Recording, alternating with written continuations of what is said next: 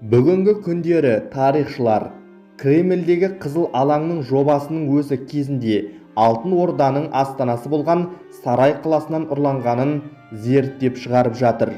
Біз мәз болып тамашалап жүрген сол Қызыл алаң содан бірнеше ғасыр бұрын ғана әйгілі Алтын Орданың астанасы Сарай қаласының орталық алаңы болған екен. Орта ғасырдың өзінде Алтын Орданың ғажайып астанасында халықтың саны миллионға жеткен.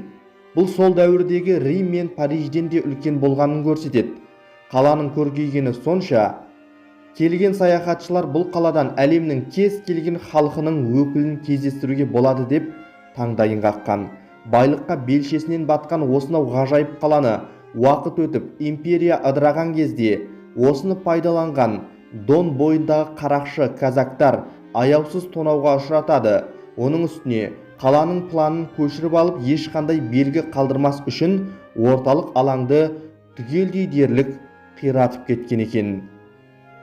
Ал сіз бүгінгі Мәскеу елінің орталығы Қызыл алаң туралы не ойлайсыз?